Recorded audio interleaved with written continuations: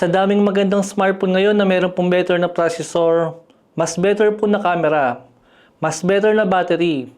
Still kahit ako guys, ito pa rin po ang pipiliin ko kaysa nga po sa ibang smartphone nila Infinix, nila Tecno, nila Poco, at lalo po nila Oppo sa kanila Vivo, saka po ni Realme guys.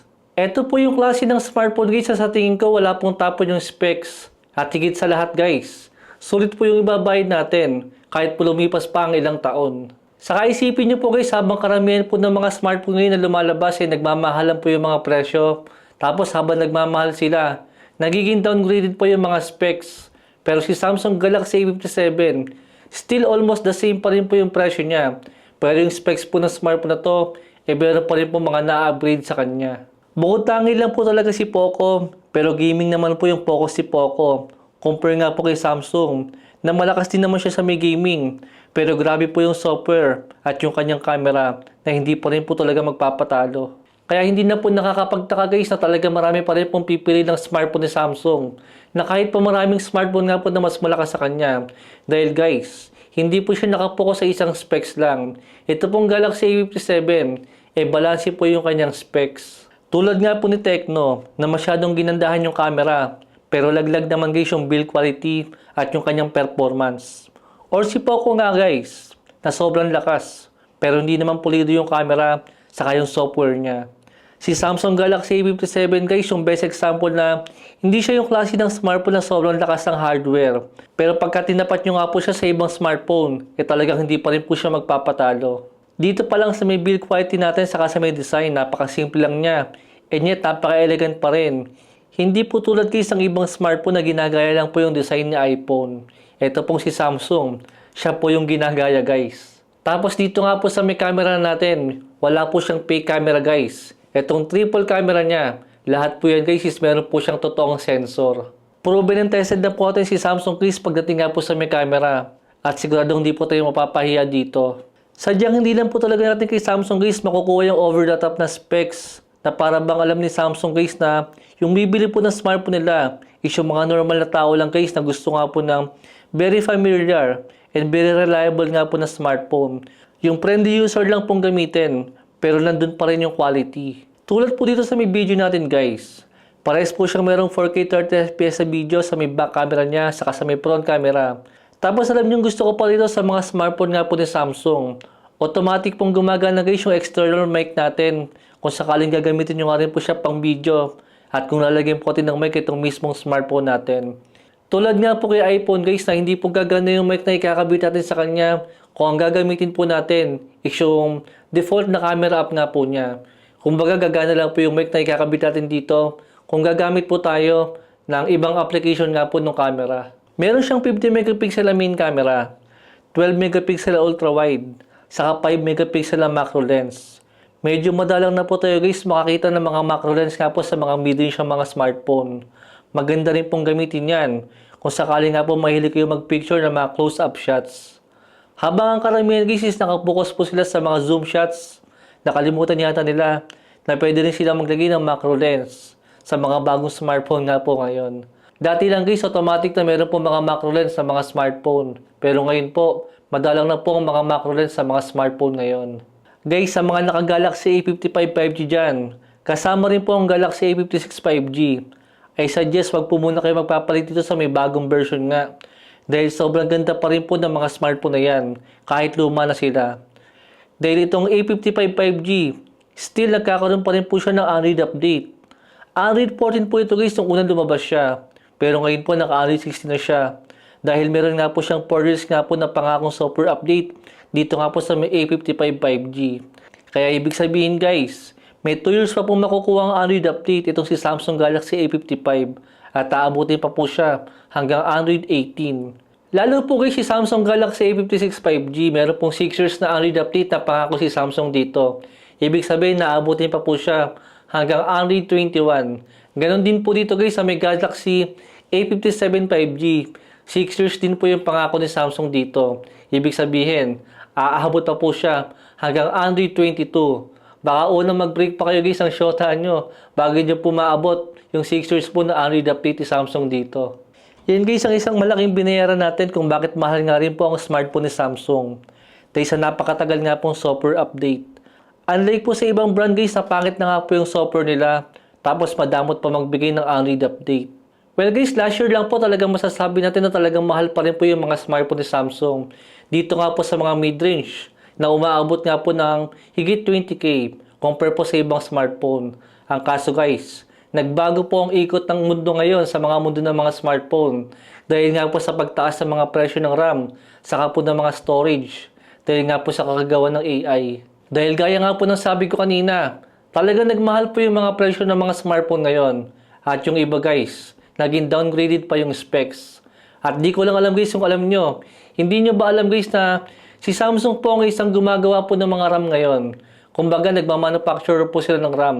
Kaya talagang yung presyo po ng mga smartphone nila, medyo kontrolado po nila sa ngayon guys. Kaya naman talagang tatamaan po yung ibang mga smartphone brands. Pero dito nga po kay Samsung, masasabi natin na sa ngayon po, ngayon pong 2026, mas maganda na po yung mga smartphone nila kung i-compare nga po natin sa ibang smartphone brands ngayon. Best example po dito guys, sila Tecno saka po si Infinix.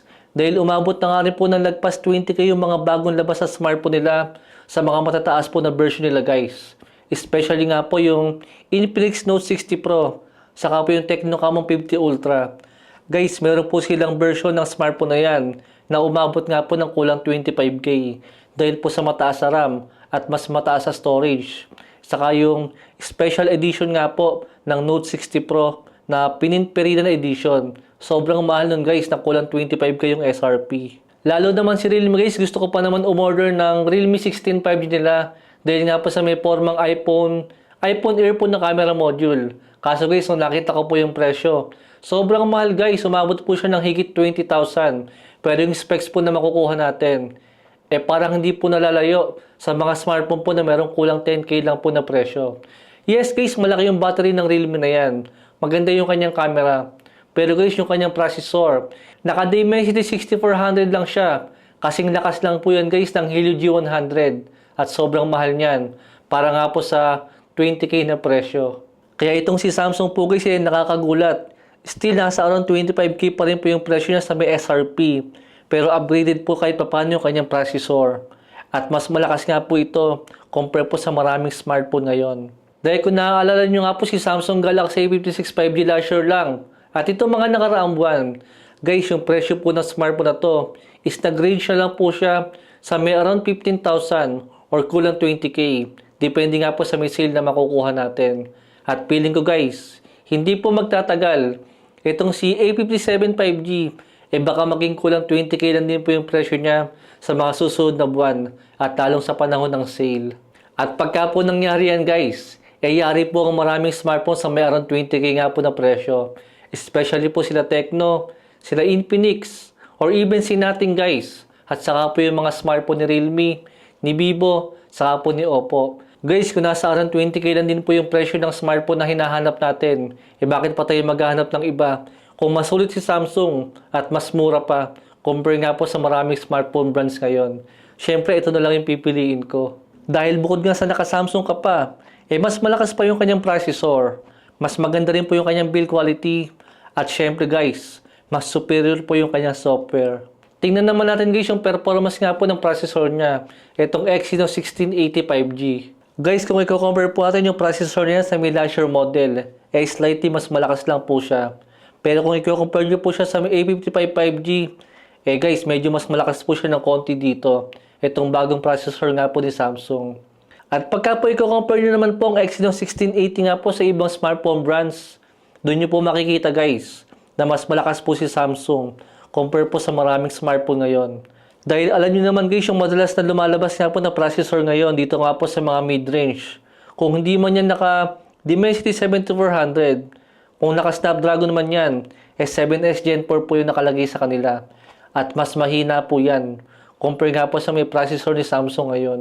Sadyang bukod tangi lang po talaga si Poco guys na talagang binibigyan po tayo ng consistent po, ng sobrang lakas nga po na processor dito nga po sa mga mid-range na mga smartphone nila. Siyempre, para mas pakita nga po natin yung full potential nga po ng Exynos 1680, nag-non-stop gaming din po kami. Para makita rin po natin kung itong 5,000 mAh battery ba niya, masyado na bang mababa yan? Or kaya pa rin po yan tumapat sa ibang smartphone nga po na mayroong mas malaking battery. Isang oras po ng Mobile Legends guys is nabawasan po siya ng 14% at inabot po ng 43 yung ating temperature. Guys, meron siyang ilang frame drop dito pagka nga po nagkakasabay yung mga skill. I think ang isang dahilan dito is dahil nga po bagong processor lang siya at kailangan pa niya ng optimization. Dahil dito nga po sa may A56 at A55, maganda naman po guys yung performance niya. I think guys, expected na po yung ganyang klase ng performance. Dahil hindi naman gamer guys ang target market nga po ni Samsung. Pero at least nga, binigyan pa rin tayo ni Samsung ng mas malakas nga po ng processor compare po sa maraming smartphone ngayon. Talagang optimization lang po ang kulang dito po sa may Mobile Legends. Pero pagdating nga po sa may PUBG Mobile, dito guys hindi kami naka-encounter ng frame drop sa kanya. Smooth po ang gameplay natin. At inabot lang po ng 42 yung ating temperature sa isang oras na gaming. At mula 83%, naging 67% po yung ating battery. Ibig sabihin 14% din po yung nabawas sa kanya sa isang oras nga po na PUBG Mobile. Take note pala guys, naka-mobile data rin yan. Tapos downloaded po lahat ng resources natin sa may PUBG Mobile. Saka po sa may Mobile Legends kanina. Actually guys, lahat po ng gaming test natin. Lahat po yan guys is downloaded po yung ating buong resources ng game. At dito po sa may PUBG Mobile, sa may graphics pala niya is naka-HDR siya. Tapos sa may frame rate niya guys, is naka-ultra po siya. Kaya medyo nakakapagtaka po yan guys na para bang mas optimize po yung PUBG Mobile sa may Exynos. Habang sa may Mobile Legends kanina, meron po siyang ilang frame drop. Pero sa may PUBG Mobile, super smooth po siya ngayon. Saka munti ko nang makalimutan sabihin sa inyo guys, nagulat po ako kung gaano kagaan yung smartphone na to. Dahil sa unang hawak ko sa kanya, hindi ko alam kung sobrang gaan ba niya or sadyang nagbibigatan lang po yung mga bagong smartphone ngayon. Dahil nga po sa mga malalaking battery nila. Dahil dito nga po kay Samsung, is naka 5,000 mAh na battery pa din itong A57 5G nila. Pero dito kayo magugulat. Mamaya magagets nyo yung ibig kong sabihin. Tuloy po muna natin sa Red Dead itong gaming natin. Isang oras po ulit at nabawasan siya ng 16%. Hindi ko inaasahan guys na magiging supported po ang Red Dead dito. Dahil meron po mga processor si MediaTek at si Snapdragon ngayon na hindi po supported ang Red Dead. Pero si Exynos guys, ay supported po ang Red Dead dito. Dito po sa may gameplay natin masasabi ko na okay naman po siya. Pero kailangan pa rin talaga guys ng optimization to para mas maging smooth pa. Pero para sa akin playable naman siya. Pero mas okay guys kung naka-controller po tayo. Pero kung naka-touchscreen ka, I think wala pa rin naman problema yan. Kumbaga mas prepared ko lang po kung meron tayong gamit na controller dito nga po sa may Red Dead Redemption. Then sa may temperature pala niya, naging 45 po yung temperature niya sa isang oras na gaming. At ang last game po natin dito guys is itong Delta Force. Naka-standard po yung graphics natin at naka-ultimate po yung frame rate. Overall guys, smooth naman po yung gameplay natin at 43 lang din po yung inabot ng kanyang temperature at nabawasan po siya ng 18% sa may battery. Ngayon guys, ito na po yung ibig kong sabihin. Paano nangyari guys na itong 5,000 mAh na battery niya 62% lang po yung nabawas dito po sa may 4 hours po na gaming natin. Ibig sabihin guys, kung itutuloy po natin yung gaming test natin, malinaw po na aabutin po siya ng 6 hours po na gaming para lang po sa may 5,000 mAh na battery. Dahil kung naalala nyo po yung last gaming test natin ng Nubia Neo 5 GT, 6,000 po yung kanyang battery. Pero yung gaming test natin, inabot lang po siya guys ng kulang 5 hours. Tapos si Infinix Note 60 Pro Plus nga po, saka po yung Tecno Camon 50 Ultra, 6.5 mAh po yung kanyang battery. Pero sa may gaming test natin, is kulang 6 hours po yung inabot sa kanya. Hindi po sila nagkakalayo guys, nung resulta nga po ni Samsung ngayon. Pero sa may battery po nila, 5,000 lang po si Samsung. 6.5 po yung battery, ni Infinix po sa ni Tecno. Grabe guys, napakalaking bagay talaga na napakagandang optimization sa may software. Talagang pinapatunayan po ni Samsung na hindi natin kailangan ng malaking battery para makapagbigay po sila ng matagal po na battery life. Compare nga po sa ibang smartphone ngayon na matagal na silang malobat pero malaki naman po yung mga battery nila ngayon. Compare nga po kay Samsung na 5,000 lang siya pero kaya po niya makipagsabayan sa mga smartphone po na mayroong mas malaking battery. Kaya sabi ko sa inyo guys, hindi man si Samsung yung pinakamalakas. Hindi naman siya yung pinakamahina. Hindi man siya guys yung mayroong pinakamalaking battery ngayon. Pero matagal din po siyang malobat. Wala man siyang mataas na megapixel sa may camera. Pero okay pa rin po siya dahil nga po sa napakagandang software. At muntik ko na makalimutan guys, dito po sa may display natin, naka Super AMOLED Plus display po siya with HDR10 Plus, saka po 120Hz sa refresh rate. At eto na po guys, feeling ko ito po yung isang dahilan kung bakit po sobrang tagal malobat ang smartphone na to. At hindi ko rin po inaasahan na itong display natin is naka 1080p lang pala siya. Dahil kung sakaling magagamit nyo rin po yung smartphone na to, hindi nyo po maiisip guys na naka 1080p lang siya. Dahil sa sobrang ganda nga po ng display niya. Napaka-vibrant niya at napaka-sharp po ng display niya. Kahit po i-compare nyo po yung display na to sa ibang smartphone nga po na merong 1.5K resolution, still hindi nyo po mapapansin na yung display po ni Samsung is naka 1080p lang po siya. Pero syempre guys, hindi naman porket sobrang ganda ng display niya, tama lang po na naka 1080p yan. Mas okay pa rin po sana guys kung at least naka 1.5K resolution yan, considering nga po na nasa higit 20K nga po yung presyo niya. Pero kung hindi naman big deal sa inyo yung 1080p resolution, I think di naman kayo makukulangan dito, lalo pat Samsung display pa rin to, na isa po siya sa pinakamaganda or pwede nga po natin sabihin na pinakamagandang display ngayon sa lahat ng smartphone nga po, na even si iPhone, Samsung din po yung gamit nilang display sa mga smartphone nilang ngayon. Well guys, kung Samsung po talaga ang gusto nyo at may pera ka lang din naman, sige na guys, meron tayong link dyan at sigurado meron pa tayong discount na makukuha dyan. Tapos sa mga kapos pa nga rin po ang budget at itong smartphone nga po yung gusto nyo, mas okay po guys na maghintay pa tayo ng ilang buwan at sigurado po, hindi rin po magtatagal. Yung 25K nga po ng presyo niya, baka maging kulang 20K na nga lang din po yan. Dahil nga po sa discount at sa mga sale nga po na paparating pa. Pero sa ngayon nga po guys, dahil bagong labas pa rin naman po yung smartphone na to, still guys, para po sa meron 25K na presyo, kung ito po talaga yung gusto nyo, okay pa rin po yung smartphone na to ngayon. Pero kung ako po yung tatanungin, medyo namamahalan pa rin po kasi may presyo niya sa meron 25K nga po. Pero sigurado naman guys, marami po sa atin, kung sakaling bibili ng smartphone, ito pa rin po yung pipiliin. Lalo nga po kung gusto nyo nga po ng pangmatagalan na smartphone. Yung hindi po tayo bibigyan sa mga software update at hindi po tayo bibigyan sa quality po ng smartphone. Quick announcement lang po pala guys bago po natin tapusin yung video natin.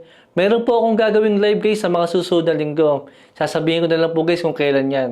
Malamang sa malamang, gabi po natin gagawin yan. At yung gagawin po natin sa my live na yan, i-announce ko po guys yung mananalo po ng giveaway natin ng smartphone nga po na to. Pero gagawin ko po muna siya ng full review bago po ako pumili ng mananalo nga po ng smartphone na to. At speaking of giveaway guys, gagawin ko rin po ng full review itong Galaxy A55 5G at pipili din po ako ng mananalo ng smartphone nga po nito. Pero sa ngayon po, itong Sinubia po muna yung pamimigay natin sa may gaming review nga po natin ng smartphone na to. At i-announce ko nga po yan sa gagawin po nating live sa mga susunod na linggo. And yun lang po guys yung mabilis na, matagal na video natin at matagal na review natin ng A57 5G. Para sa inyo guys, para po sa may ganitong presyo. Sulit po ba yung smartphone na to? Comment nyo lang po dyan sa may baba. At meron po tayong link ng smartphone na to kung gusto nyo nga pong umorder. Palike ko lang po yung video natin. Thanks for watching.